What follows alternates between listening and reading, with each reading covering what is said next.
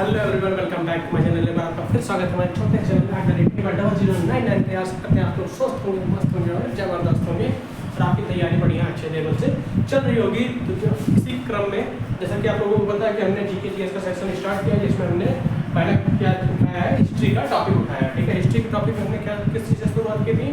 हमने शुरुआत की है भारत के इतिहास से। ठीक है, भारत के इतिहास में हमने क्या दिया है? पहले चीज प्राचीन भारत का इतिहास। ठीक है, तो प्राचीन भारत के इतिहास में हम प्राचीन भारत की विषय में पढ़ रहे हैं। ठीक है, प्राचीन भारत के विषय में सबसे पहले चीज हमने क्या देखा था? मुख्य स्रोत उसके देखे थे, उसके तीनों मुख्य स्रोत हो गए थे। उसके बाद हमने सिक्कों तथा मुद्राओं के बारे में जाना था। ठीक है, मुद्राओं और सिक्कों के बारे में जाना था। ठीक है, उसके बाद फिर हमने हम कहाँ पे आए थे? प्राक इतिहास के बारे में। ठीक है, ये हमारा लेक्चर नंबर 6 है। ठीक है, उसके बाद फिर हम आए थे कहाँ? प्राक इतिहास। ठीक है, प्राक इतिहास के विषय में जानने के लिए हमने अगला टॉपिक लिया था। ठीक, प्राक इतिहास क्या होता है? वह इतिहास, ठीक है, वह मनुष्य जीवन का वह उस समय का इतिहास जिस बारे में उसके विषय में कोई भी जानकारी, ठीक है, या फिर कोई भी साक्ष्य प्राप्त ना हो, उसे क्या बोलते हैं? हम प्राक इतिहास बोलते हैं। ठीक है, तो इससे पहले वीडियो में हमने इसकी डेफिनेशन देखी थी और क्या जाना था हमने कि होमो सेपियंस, ठीक है, उसका आविर्भाव कितने वर्षों पूर्व हुआ था? लगभग 30 से 40 हजार वर्ष पूर्व। ठीक है, और वो कहाँ रहते थे? जंगलों में रहते थे। उसके बाद हमने क्या देखा था कि औजारों के प्रकृति के आधार पर, ठीक है, प्राक इतिहास के 3 प्रकार होते हैं। एक पूरा पाषाण काल, एक मध्य पाषाण काल और एक नव पाषाण काल। ठीक है, तो ये इतना पिछले वीडियो में हो गया था। अब जो बचे के टॉपिक है उसमें क्या हम देखने वाले हैं कि किस किस जगह पे, ठीक है, किस किस काल के अवसाक्ष्य या फिर अवशेष प्राप्त हुए हैं। ठीक है, तो चलिए समय को खराब करते हैं, वीडियो को स्टार्ट करते हैं। ठीक है, तो सबसे पहला पॉइंट हमारा क्या है? नर्मदा घाटी। ठीक है, नर्मदा घाटी, ठीक है, नर्मदा घाटी में कहाँ कहाँ, ठीक है, नर्मदा घाटी के, ठीक है, नर्मदा घाटी के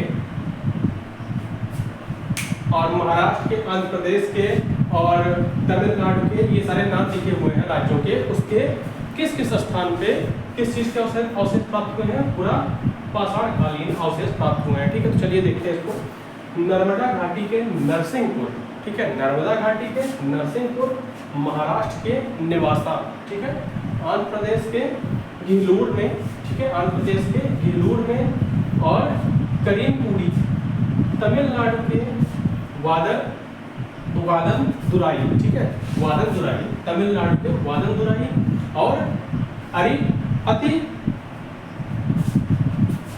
अतिरपक्कम, ठीक है, अतिरपक्कम। ठीक है, एक बार फिर से देख लेते हैं। नर्मदा घाटी के नरसिंहपुर, महाराष्ट्र के नेवासा, आंध्र प्रदेश के घिलूर में और करीमपुरी में और तमिलनाडु के वादनदुराई में और अतिरपक्कम में। ठीक है, अतिरपक्कम में यहाँ पे क्या प्राप्त हुए थे?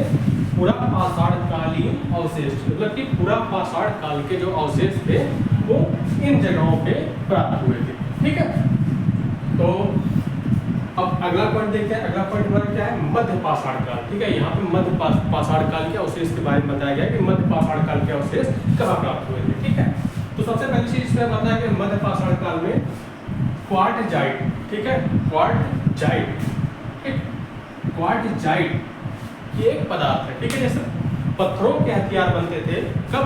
पूरा पाषाण काल में। ठीक है, पत्थरों से हथियार बनाया जाता था, लेकिन मध्य पाषाण काल में क्वार्टजाइट नामक धातु से या फिर पदार्थ से क्या करते थे? हथियार और औजार बनाते थे।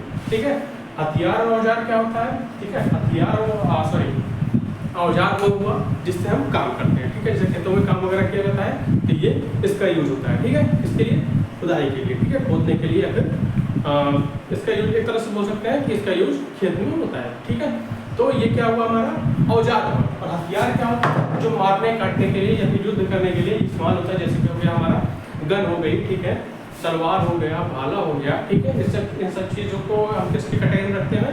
औजार कैटेगरी में। अब जैसे ये है, ठीक है, सॉरी, औजार का हथियार कैटेगरी में। ठीक है, जैसे ये है, इसको हम हथियार की कैटेगरी में रख सकते हैं पुराने टाइम के हिसाब से। ठीक है, तो पुराने टाइम में इसका यूज एज अ हथियार किया जाता था। ठीक है, और प्रेजेंट टाइम में भी किया जाता है, काटते हैं लोग इससे, पेड़ भी काटते हैं, आदमी को भी काटते हैं। ठीक है, तो दोनों तरह से इसका यूज होता है। ठीक है, तो मध्य पाषाण काल में सबसे पहला पॉइंट हमारा ये है कि क्वार्टजाइट से हथियार और औजार बनाए जाते थे, ठीक है। पत्थरों की जगह क्वार्टजाइट से हथियार और औजार बनाते थे, ठीक है।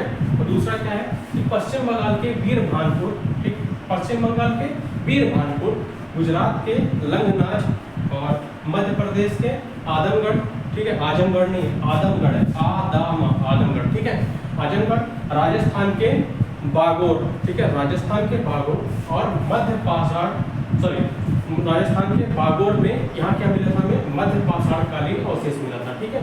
इस मध्य पाषाण काल के अवशेष यहाँ पे मिले थे पश्चिम बंगाल के वीरभानपुर में, गुजरात के लंगनाज और मध्य प्रदेश के आदमगढ़ और राजस्थान के बागोर में। यहाँ पे हमें क्या मिला था, मध्य पाषाण कालीन अवशेष मिले थे, ठीक है। और इसके ऊपर जो नाम लिखे हुए हैं, नर्मदा घाटी के नरसिंहपुर और महाराष्ट्र के नेवासा, आंध्र प्रदेश के गीलोर, करीमपुरी, तमिलनाडु के वादनदुराई और अतिरपक्कम। यहाँ पे हमें क्या मिला था, पूरा पाषाणकालीन अवशेष मिले थे, मतलब कि पूरा पाषाण काल के अवशेष यहाँ पे मिले थे और मध्य पाषाण काल के अवशेष यहाँ पे मिले थे, ठीक है। ये जगहों के नाम है, ठीक है। अब इसके बाद फिर एक पॉइंट और बचा हुआ है, चलिए बढ़ते हैं लास्ट पॉइंट की ओर, देखते हैं लास्ट पॉइंट पे क्या बताया गया है। अब भैया अगला पॉइंट है, अगला पॉइंट क्या है, पहला ही आ गया प्रतापगढ़, वेलकम टू उत्तर प्रदेश, ठीक है, उत्तर प्रदेश। प्रतापगढ़ सब जानते होंगे, ठीक है, कुंडा राजा भैया, सबका नाम तो फेमस जानते होंगे बड़े अच्छे से। तो यहाँ प्रतापगढ़ का नाम आया है, ठीक है। प्रतापगढ़ के, ठीक है, सराय नाहर राय, ठीक है, सराय नाहर राय, महादहा, ठीक है, और दमदमा, ठीक है। ये ऐसे स्थान है प्रतापगढ़ के जिसे भारत के ज्ञात, ठीक है, सबसे पुराने ज्ञात पाषाणकालीन स्थलों के नाम से जाना जाता है, ठीक है। प्रतापगढ़ में ये जो नाम है ना, सराय नाहर राय, महादहा, दमदमा, ये क्या है, ये पाषाणकाल के भारत के सबसे पुराने पाषाणकालीन स्थल है, ठीक है। पाषाण काल के सबसे पुराने भारत के ज्ञात स्थल कौन है, ये प्रतापगढ़ के सराय नाहर राय, महादहा और दमदमा, ठीक है।